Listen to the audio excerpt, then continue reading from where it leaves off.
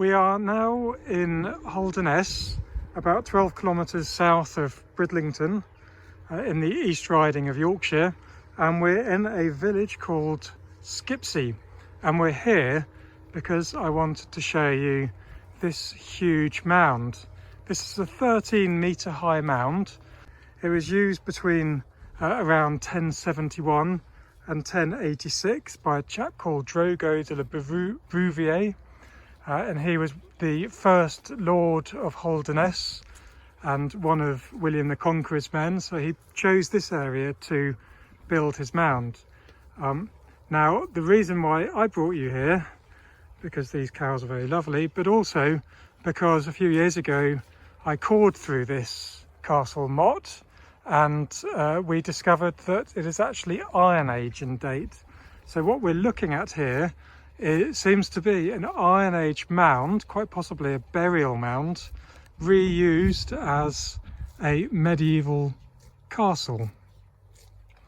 Now, what's also interesting about this area is that the whole landscape around here is a mere. It's a Mesolithic post-glacial lake, and this Iron Age burial mound was built in the middle of it. So it would have risen out of the centre of this Mesolithic lake, much like an island of some sort. So this area is tremendously interesting. We've got really good Mesolithic deposits, thick peat layers, preserving wood and all sorts of things. And then we have Neolithic beaver dams and trackways and later prehistoric material right up to the Iron Age, with the construction of this, what we think is probably a burial mound. So there's all sorts of things going on here, and what I really want to do is to get some trenches in here and see if we can work out whether this is a burial mound and see what data we can get from the meres around it. I'm just walking away from the mound now, and alongside it is a huge earthwork. Now, part of these earthworks is the inner bailey to the medieval castle, but the outer earthworks, which are truly huge, are what's known as Skipsea Brough, and this is thought to be a medieval planted settlement.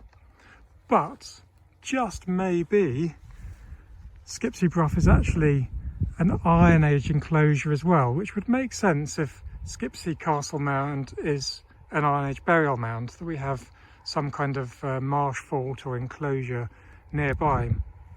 So this is a really exciting multi-period landscape, right from the Mesolithic through to the medieval period. There you can see Skipsea Church, and the water rather conveniently is highlighting patches of the Mesolithic post-glacial lake.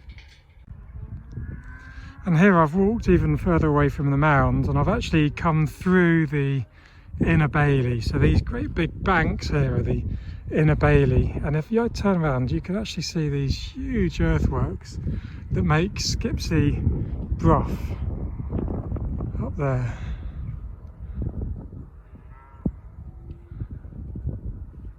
And then in the distance, alongside Skipsea Castle Mound, you can see the water from all the recent rainfall we've had, highlighting the mere itself very nicely. Just walking back even further out of the inner bailey and coming up to these huge, great big earthworks here. The question is, what date exactly are they? So there we are, Skipsea Castle in Holderness.